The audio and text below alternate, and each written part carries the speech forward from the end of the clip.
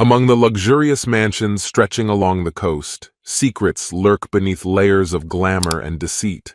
Michael, a successful businessman, family man, and seemingly exemplary husband, is going through a tough time. His wife Grace, drawn by passion, decides to start an affair with her attractive, wealthy boss. But Michael isn't the kind to accept betrayal. The evenings when Grace leaves to see her lover become moments of deep reflection and preparation for Michael's counter-move. However, in this deadly triangle, only he knows just how far he's willing to go to restore justice. My dear friend, be sure to subscribe to my channel if this is your first time here, and give your royal like to this video. The old rifle, which had lain forgotten for many years, could very well have been American. I didn't know its origins. I set it up firmly in a tree with a view of the pool on Logan Rodriguez's estate. Wearing rubber gloves and holding a small scope, I positioned myself near the pool where a few lounge chairs stood, close enough to see every detail. My wife, Grace, with her luxurious chestnut hair shimmering in the sun, worked for Rodriguez and had recently begun spending entire weekends at his place. This was her 4th consecutive weekend. Grace didn't hide her intentions. She openly told me she was seeing Rodriguez whenever his wife, Vanessa, left for charity events. Whether Vanessa suspected anything was unknown, but the staff probably knew the truth. I watched as Rodriguez and Grace came out to the pool, he in swim trunks, she in a barely there top. The sight was painfully familiar to me. Over the past few weeks, I had studied every corner of Rodriguez's estate, and now, finally, I had decided on my next move. I couldn't deny that they looked good together, like the perfect couple from a magazine. Rodriguez had that rugged, captivating look that mesmerizes women. I understood why Grace was drawn to him, but that didn't mean I was ready to accept it. From the start, I was against her plans, and she knew it. 20 years of marriage and 2 teenage daughters were insignificant compared to her new infatuation. Our twin daughters, Sandra and Sarah, are 17 now, and every day they look more like Grace. This weekend, they were at my parents' place, preparing for a soccer camp, while I supposedly went on a bike ride with an old friend and business partner, Mark Kirby. Mark and I had built our business from scratch. Ironically, his wife, Sally, was once our mutual crush. I never fully understood why Sally chose Mark over me, but then I met Grace in college, and she seemed like the embodiment of everything I had dreamed of. From my hiding spot, I watched as Rodriguez and Grace, standing by the pool, embraced, and then their lips met in a kiss. Holding my breath, I watched as Rodriguez's chest suddenly burst apart. His body lurched backward, away from Grace, who screamed and stumbled toward the pool, eventually jumping in, desperate to escape the horror of what had happened. That was enough for me. I carefully climbed down from the tree, walked up the hill, and tossed the rifle into the nearest bushes. Removing the cover from the stock and my gloves, I stuffed them into a plastic bag and tucked it into my waistband. Then I ran to my bike, glanced around to make sure no one saw me, and pedaled about 2 miles to meet Mark. When I met him on the trail, we rode together for another 5 miles before stopping at his house. There, I discreetly got rid of the bag, throwing it in the trash bin. I wasn't worried about the rifle. I had cleaned it thoroughly. Besides, it wasn't my only weapon. Years ago, a now-deceased acquaintance had left me a few rifles and pistols. I had kept this one in the garage, waiting for a moment like today. The first time Grace told me she'd be spending time with Rodriguez, my thoughts immediately turned to that rifle. The following week, I took it out to our property under the pretense of practicing shooting, calibrating it, and preparing it for today. After Mark and I finished our ride and returned to his place, his wife Sally greeted us with cold beer. "So, did you guys have a good ride?" she asked. Mark replied, "Great, quiet trail, good workout." After a shower, we settled by the pool, and Sally, always direct, turned to me.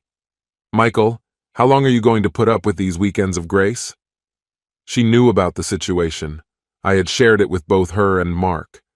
Sally advised me to leave Grace while Mark suggested I wait, at least for the sake of our business and our daughters.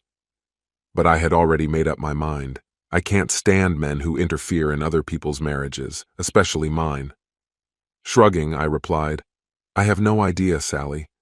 I just want to keep my family together. Sally shook her head disapprovingly, looking at me. I still think it's time for you to leave, Michael. Sally and Grace were never particularly close, although our families spent time together now and then. Grace gravitated toward her friends from the country club, while Sally was more involved in local politics and book clubs. Sitting there, I reflected on the past year and was overwhelmed by how blindly I had believed that everything was fine between us. We were the same as ever, even in the most intimate moments.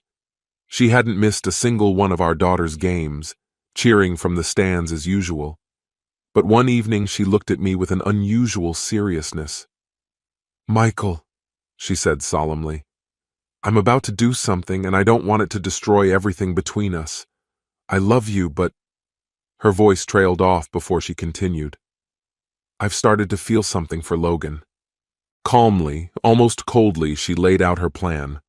Logan's wife went away every weekend, and starting Friday, she intended to stay over at his place. She wasn't sure how long this would last.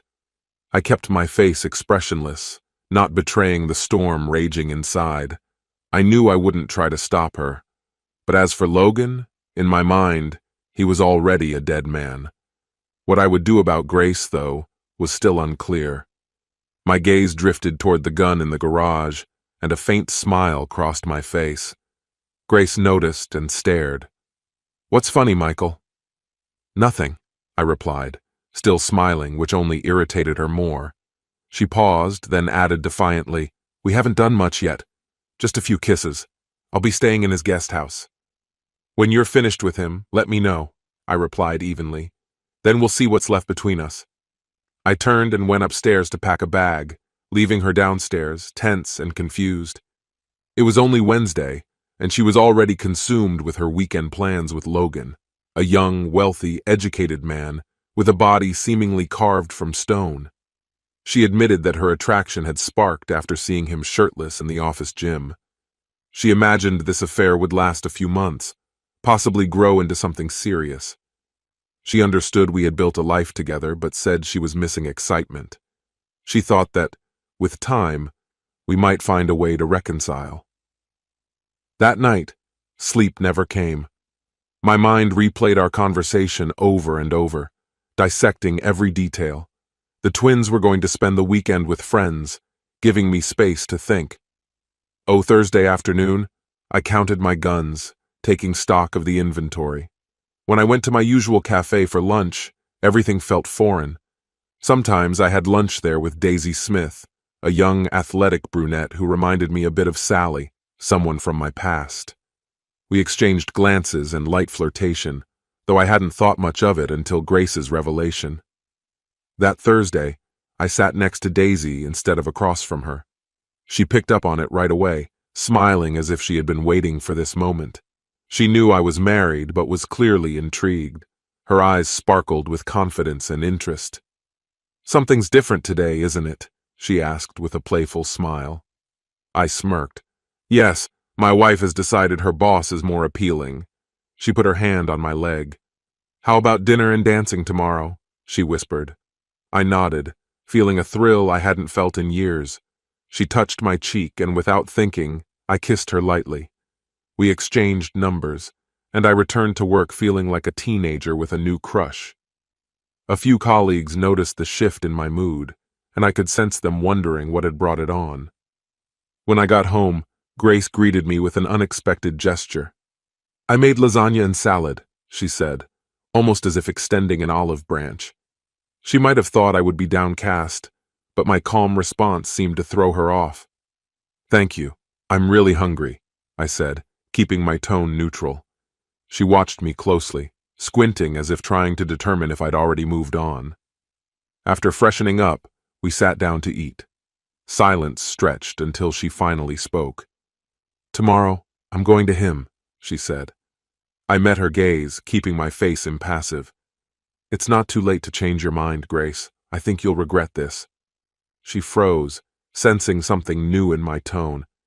In a brief moment, Grace almost seemed like her old self, but that glimpse was fleeting, and she quickly regained her composure. I need this, Michael, she insisted quietly but firmly. I responded with a cold, detached smirk. I don't think we're talking about the same thing, Grace. She began gathering our plates and made one last attempt to reach out. Will you stay with me tonight? She asked softly. No. I'll check in when you're done with your new wealthy friend. Maybe by then something will make more sense, I replied indifferently.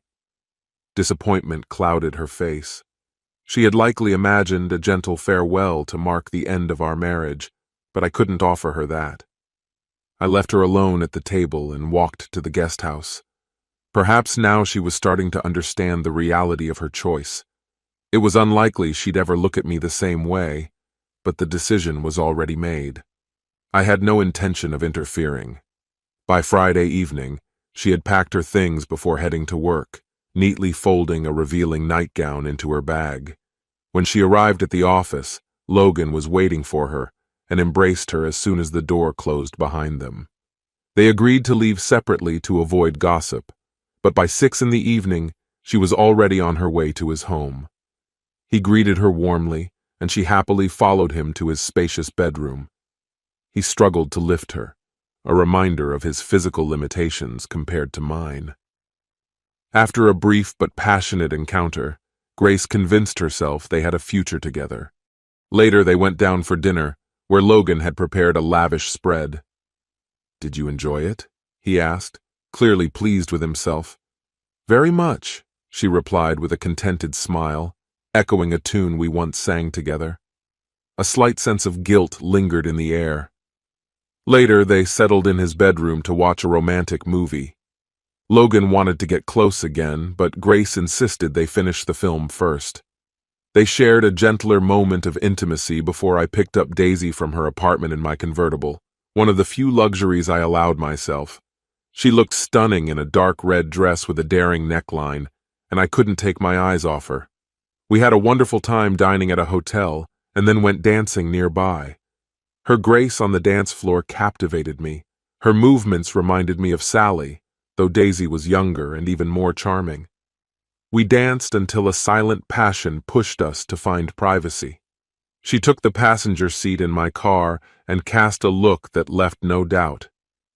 Take me to your place, she whispered, and I calmly drove us back.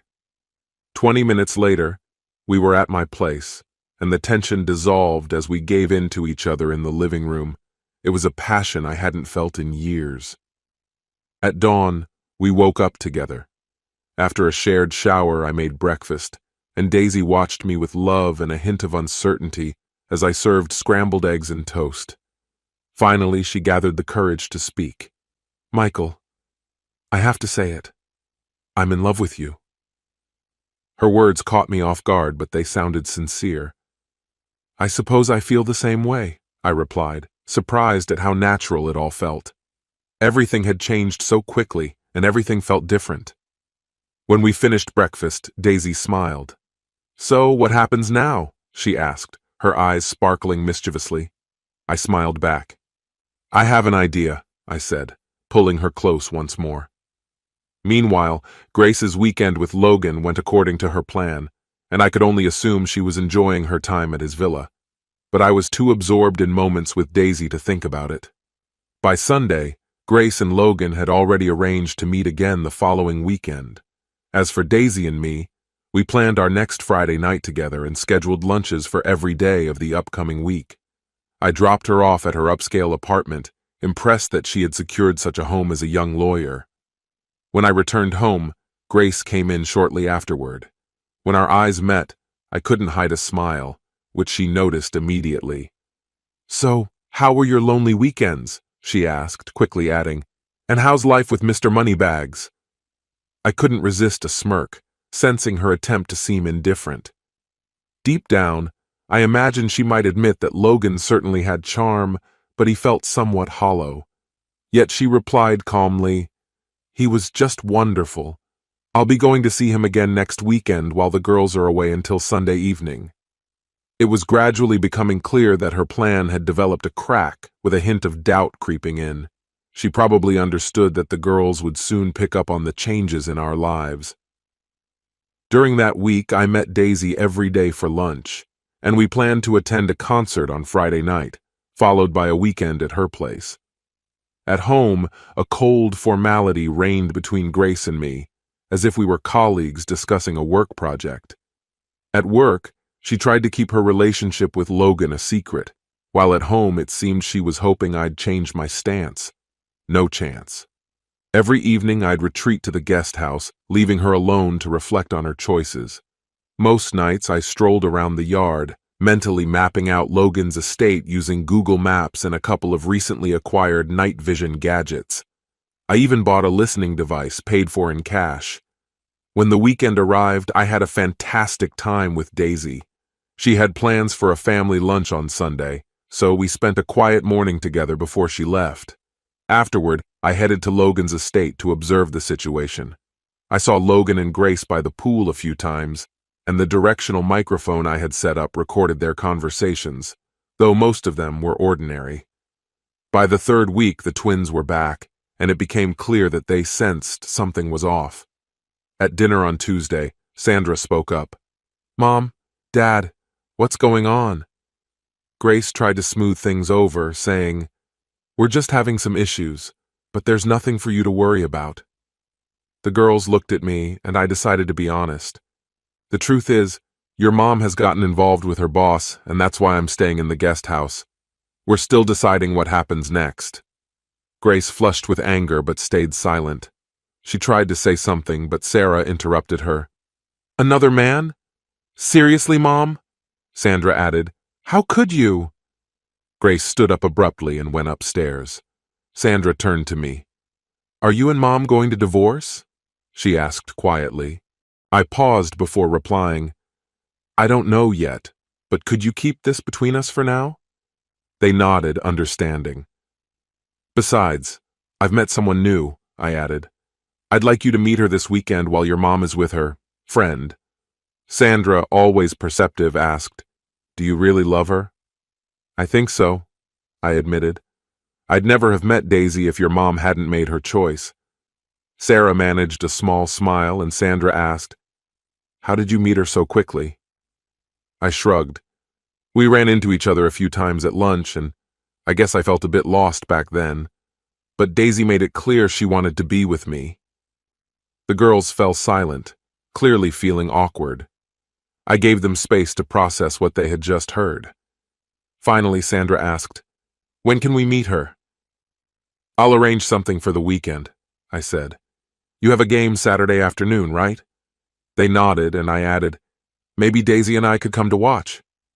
They were intrigued, though a bit apprehensive about me bringing her to an event with other parents.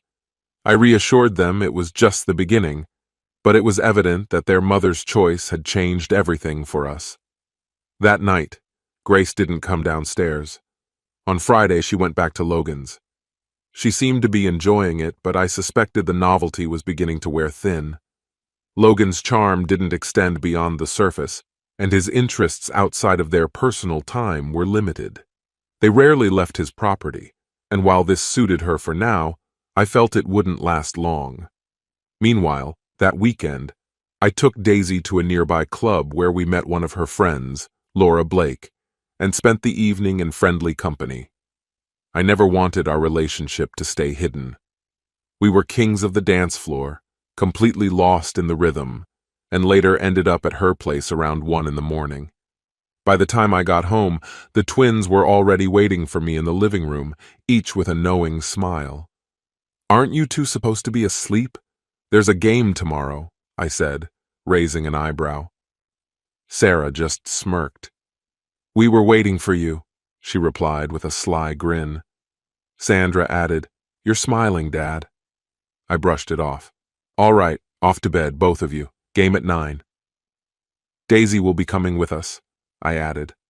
Daisy arrived early, and when I introduced her to the girls, there was a brief, awkward pause. "Daisy, meet Sandra and Sarah." She smiled warmly and quickly found common ground. It might sound strange, but we have something in common. I played forward on my college soccer team. Sarah's eyes lit up with interest. Where did you play? She asked, intrigued. Notre Dame, Daisy replied, surprising us all. Sarah, always the joker, tossed her a soccer ball, and Daisy effortlessly bounced it off her knee before passing it back. The girls were clearly impressed, and we all headed to the field together. The twins played with incredible energy, dominating the center, while Daisy and I cheered from the sidelines. It was a close game, and with only a few minutes left, Sarah came over. Daisy leaned down and gave her a quick tip. They'll try to break through on your side. Stay alert. Sarah nodded, and when the time came, she intercepted the ball, sprinted down the field, and scored the winning goal. The crowd erupted in applause. After the game, a few parents approached us, curious about Daisy. One mom, Joan Young, even asked if she was a coach. I replied, no, just a friend who knows the game. Their coach, Lena Holmes, recognized Daisy and confirmed she'd played for Notre Dame. On the way home, Sandra couldn't resist teasing. Dad, you know people will talk, right? I just smiled. We grabbed some pizza, and later Daisy and I spent some time at her place, then brought back Chinese food for dinner. As we headed to the guest house, Sarah called out, "Keep it down, all right?" Daisy laughed, promising to be careful. As we left, I overheard the girls talking quietly. It seemed like they were trying to make sense of the changes in our family dynamic. I heard Sandra say, "You know, it's not Dad's fault. Mom left for someone else." I still can't believe she did that, Sarah sighed. But maybe with Daisy, it won't be so bad, Sandra added softly. The next morning, Daisy spent a bit of time with the girls, helping them with soccer drills in the yard before heading off to her own family. Afterward, I sat down to talk with the girls. I assured them that despite their mom and I no longer being together, we'd always be there for them. Later that day, Grace arrived, and the tension was palpable. She looked at the girls and said, "I want you to know that I love you both, and I still care about your dad, too." Sarah met her gaze directly. "You say that, but your actions tell a different story." Grace tried to explain, but Sandra interrupted her. "Yeah, we're not so sure about that." After a long, awkward silence, Grace offered to make dinner, but the tension lingered. She asked about the game, and the girls told her about Sarah's winning goal. I busied myself with the dishes and headed toward the guest house. Soon, Grace followed me. "Would you stay here tonight?" she asked quietly. "I didn't want things to end this way." "Grace," I replied calmly, "I think we both know it's over." "Stay with Logan as long as you want," I added. "But remember, he's all you have now." She looked stunned by my bluntness. Holding back tears, she hurried upstairs. By morning, she seemed determined to act like nothing had changed. We each had our own jobs, and the girls were set to visit my parents before heading to camp. I had lunch with Daisy and told her everything that happened after she left. Later, I returned home to help the twins pack their things. But then Grace's day took an unexpected turn. Her friend Joanna called. "Grace, who was that young woman with Michael at the soccer game?" Joanna asked casually, catching Grace off guard. "What young woman?" Grace tried to respond calmly. "Well, you know," Joanna continued, "the pretty girl who used to play soccer. We all saw her there. But where were you?" Grace struggled to keep her composure, but her thoughts were racing inside. "Joanna, what are you trying to say?" "Well," Joanna said, "Josh Taylor's cousin works for Mr. Rodriguez. He mentioned that Michael is often not alone when you're not around. Seems people have known for a while." Grace felt a knot tighten inside her. Joanna had pieced it all together. "That's not true," Grace insisted. "I haven't left Michael." "Whether it's true or not, Grace, that's beside the point," Joanna replied. "All I know is Michael came with a young woman. And honestly, can you blame him?" Grace was speechless. That night, we took the girls to my parents' house before their trip. The drive back was filled with heavy silence, and as soon as we walked into the house, Grace turned to me, her hand striking my face. "You thought it would be that easy to replace me?" she yelled. "You thought you could just throw me away like something disposable?" I took a step back, holding in my anger. "What did you expect, Grace? You made your choice. Did you really think you could treat me like this forever?" Her accusations poured out one after another. "You've probably been with her this whole time, haven't you?" I shook my head. "I only knew her from the cafe. We didn't even kiss until you ran off with your boss." "Well, to hell with you, Grace," I said, barely holding back my irritation. She stormed off in anger, and I headed to the guest house. Later, I put on dark clothes and slipped out through the back door. I found a secluded spot near Logan's estate and brought along a sound amplifier I wanted to test.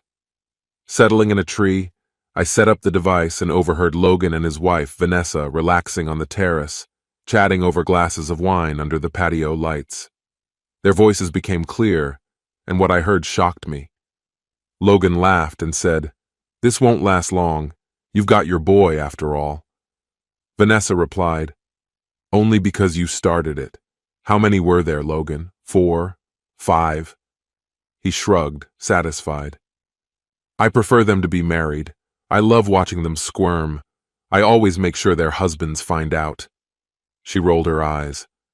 "One day, Logan, you're going to meet someone who won't tolerate it." He just laughed, unconcerned.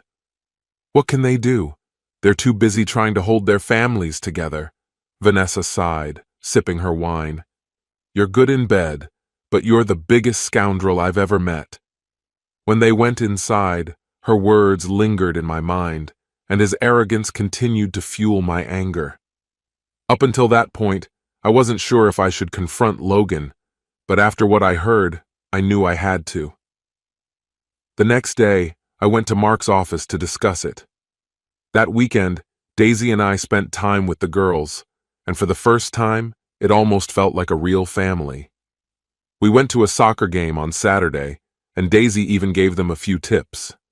That night, lying in bed, Daisy asked, "What happens next, Michael?" I smiled. "If you're asking if there's anything left between me and Grace, the answer is no. I'm all yours." She seemed reassured, laughing softly as she snuggled up to me. "It's all just so sudden," she said. "After all these years, it feels like such a big change." "Grace made her choice," I replied, "and I made mine. When she left me for her boss, I knew it was the end for us. Surprisingly, I felt a sense of relief, as if a heavy burden had been lifted from my shoulders. The next morning, we went for a brief run and then had breakfast together. Daisy left early to help her mother with a complicated cake recipe. I told the girls that later I planned to go biking with Mark, and I gave each of them a strong hug before I left. Earlier that week, I had hidden a gun near a tree on Logan's property, carefully wrapping it so it would remain unnoticed. As I approached the spot, I half expected someone might have found it, but it was still there, untouched. My mind kept replaying the painful conversation I had overheard, and the image of my wife kissing him haunted me. I couldn't bear it anymore. After our bike ride, Mark and I opened a few beers and chatted until Sally rushed outside looking alarmed. "It's on the news. Logan Rodriguez has been shot. He's dead." I stood up, keeping a calm expression. "And Grace?" I asked, feeling my pulse quicken. "They say a woman was nearby, but she's okay," Sally replied. Mark checked the news feed and showed it to her, but she seemed too distracted to notice. My phone was in Mark's bag, and when he handed it to me, I pretended to call Grace, but she didn't pick up. "I should head home just in case someone needs to reach me," I said, grabbing my bike and heading back. As soon as I walked in, the home phone rang. "Michael?" an unfamiliar voice said. "Yes, this is he. This is Detective William from the police department. There's been a shooting. Your wife was at the scene but wasn't hurt. Could you come pick her up?" "Of course. Where should I go?" "Headquarters, 3rd floor. Just check in at the reception." I quickly changed, throwing on some casual clothes over my athletic wear, grabbed my wallet and keys, and headed to the station, bracing myself for whatever awaited. At the station, I was escorted to a small room where Detective William, a fit, older man with gray hair, and his partner, Detective Karen McCormick, a tall brunette with a keen gaze, awaited me. They asked me to describe my day in detail, and I recounted everything, the bike ride, the stops, every little detail. Then their questions became more pointed.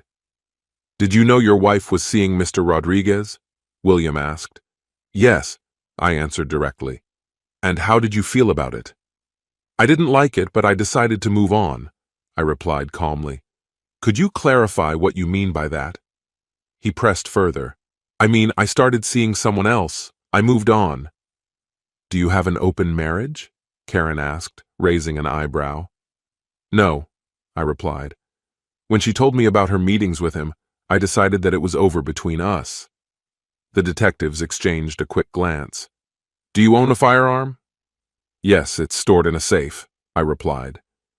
"We might need to take a look at it," William said, glancing at Karen. "All right," I agreed. "I can go with you." They took a full report of my day, my address, and the names of everyone I had contact with. Then they left me alone in the room, locking the door behind them. I sat there, staring at my phone, running the events of the day through my mind. About 15 minutes later, Detective William returned and asked if they could examine my phone. I hesitated slightly, as it contained work information I preferred to keep private, but there was nothing illegal on it. He hinted that they could get a warrant if needed, so I handed over the phone, agreeing to let them review it for half an hour. Soon they allowed me to see Grace. She was wearing someone else's jeans and t-shirt, visibly shaken. "Grace, are you all right?" I asked softly. "No, Michael. He was shot," she replied, her voice trembling. "I was right there. There was blood everywhere. I'm so sorry, Grace. Once they're done with my phone, I'll take you home, okay?" She nodded, and after a long pause, she whispered, "I regret everything."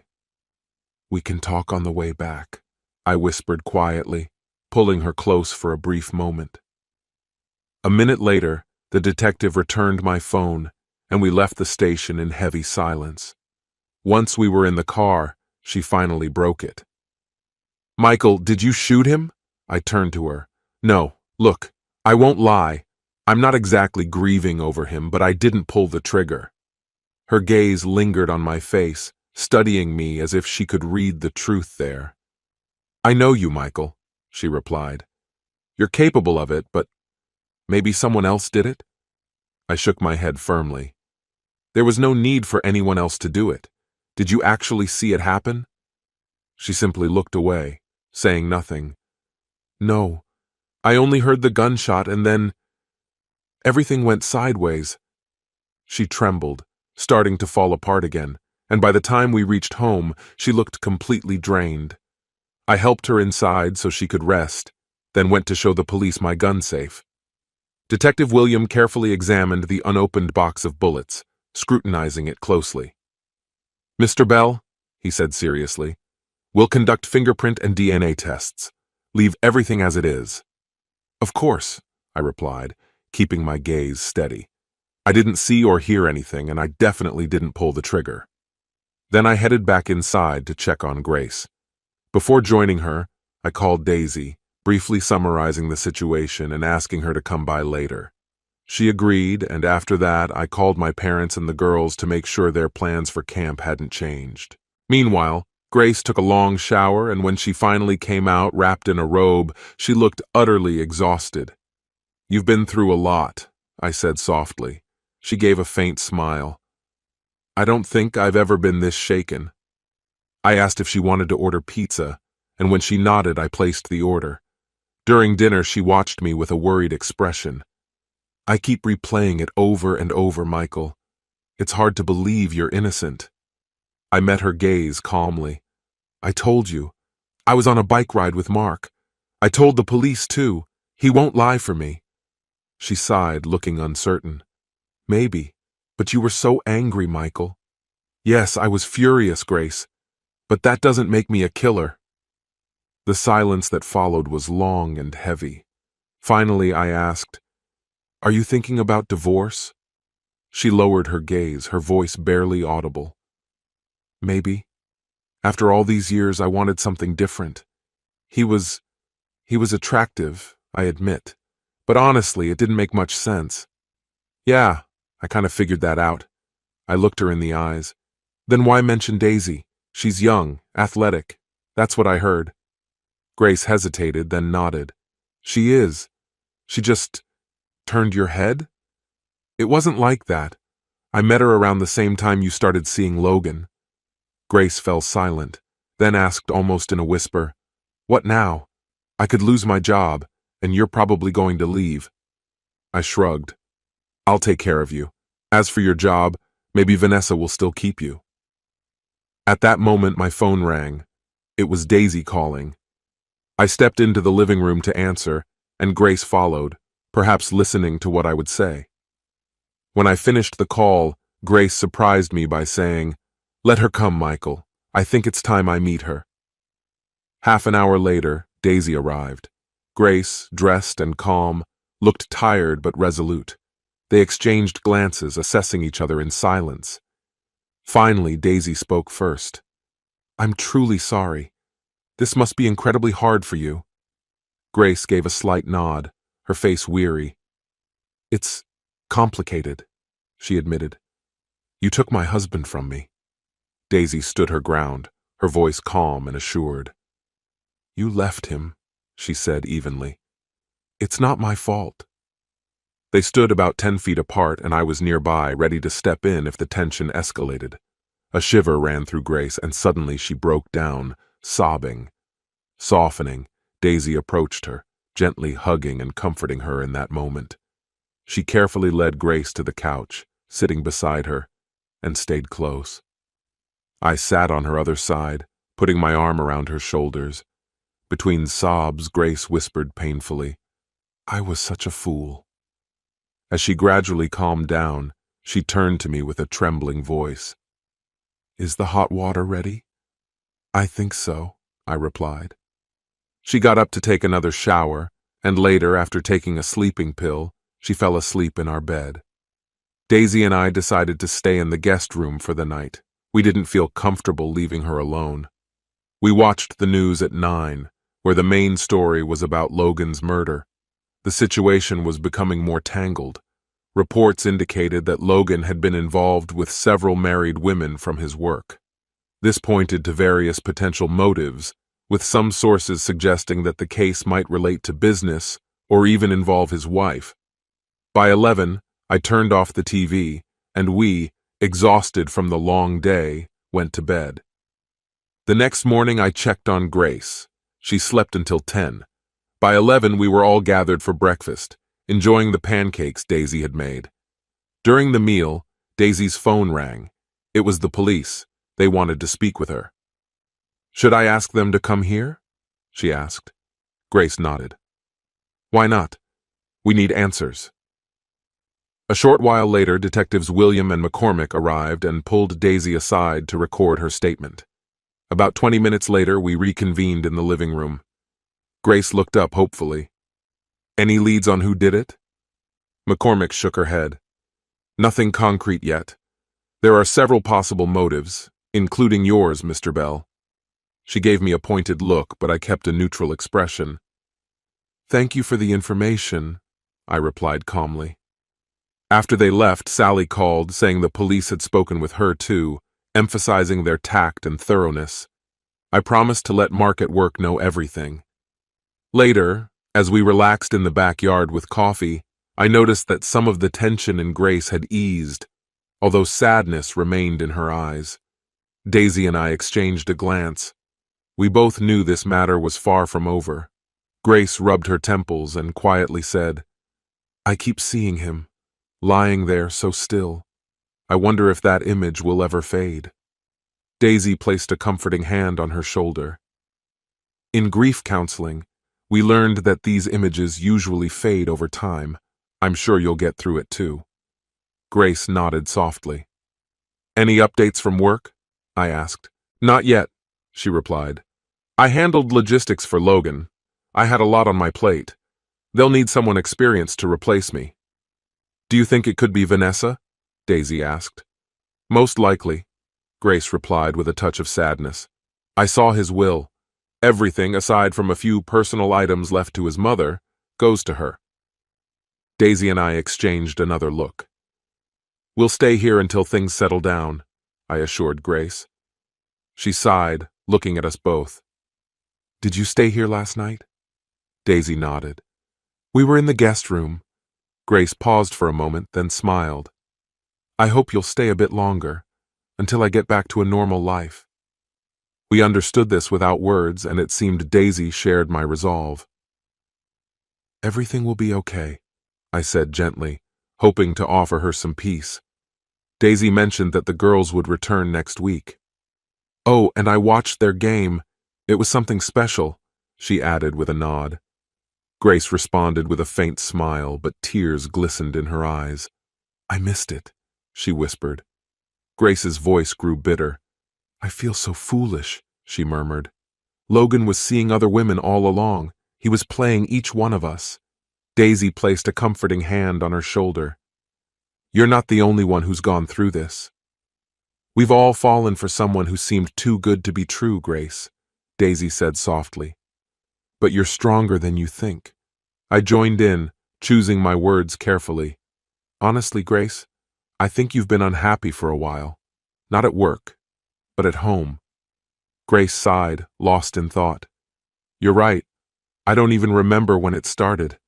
Maybe I thought somewhere else would be better. I went too far and ruined everything. Without another word, she stood up and headed to the kitchen, soon filling the house with the sounds of pots and pans clattering. When I joined her, she was making a chocolate cake, a tried-and-true comfort. Daisy and I joined her, chatting as she spread the frosting. Then we made sandwiches and snacked, waiting for the cake to be ready. The day passed quietly. Later, we grilled burgers, Grace made a salad, and we all stayed busy, skillfully avoiding any mention of what lay ahead. By 10 in the evening, Grace had gone to her room, but twice nightmares woke her up, loud enough that I went in to comfort her. The next morning, Daisy left for work, and I was debating whether to go to the office myself, but I felt uneasy about leaving Grace alone.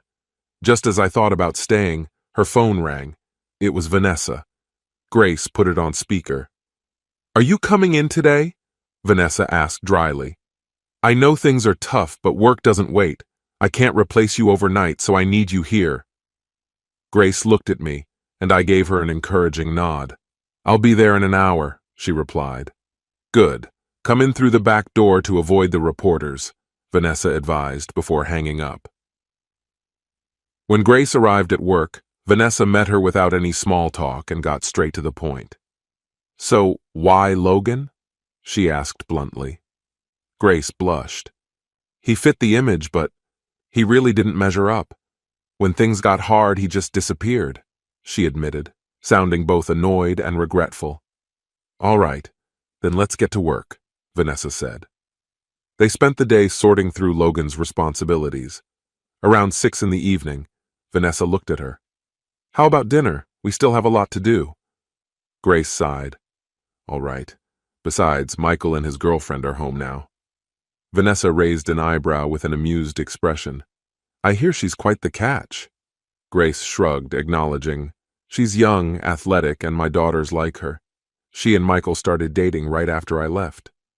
Vanessa looked at her thoughtfully. If you need a little fun, I know a few guys who could cheer you up, she teased. Grace blushed.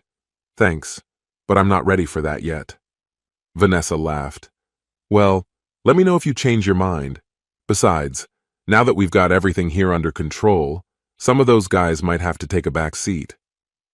After dinner, Grace returned home around 9:30 and shared a few stories about her day.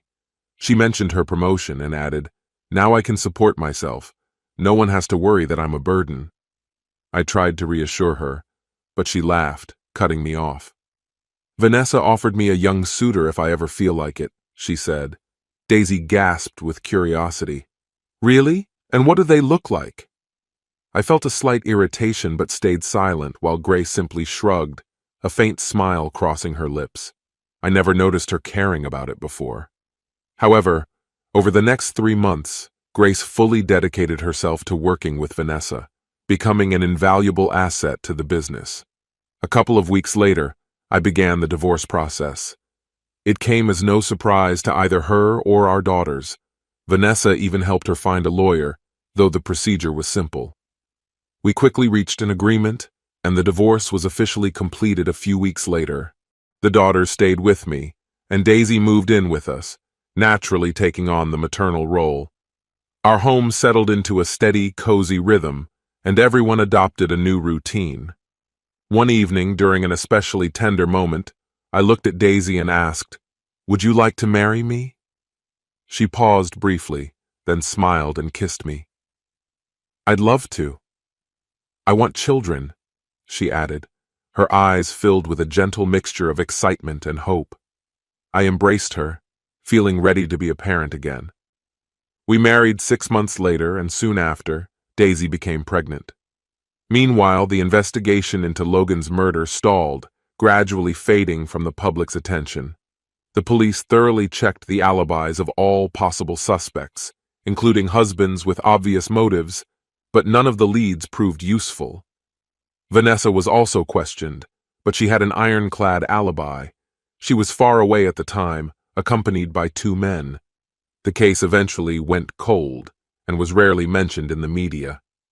Grace continued to work successfully, becoming Vanessa's reliable right hand. One Saturday, while at Vanessa's, Grace finally gathered the courage to overcome her fear of the swimming pool. With a gentle push, Vanessa nudged her toward the pool, where 2 attractive men, both athletic and friendly-looking, were lounging. Vanessa teased her, saying, "You haven't relaxed in a while. Come on, pick one."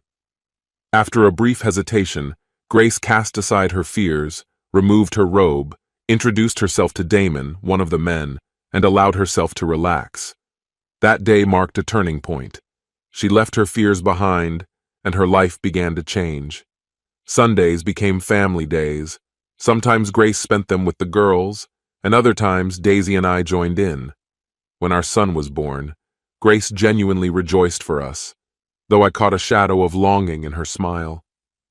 Shortly after that, Daisy became pregnant again, this time with a daughter. Our family grew, and the house took on a peaceful sense of stability. One evening, while Sally and I were strolling in the yard, we stopped by the guest house.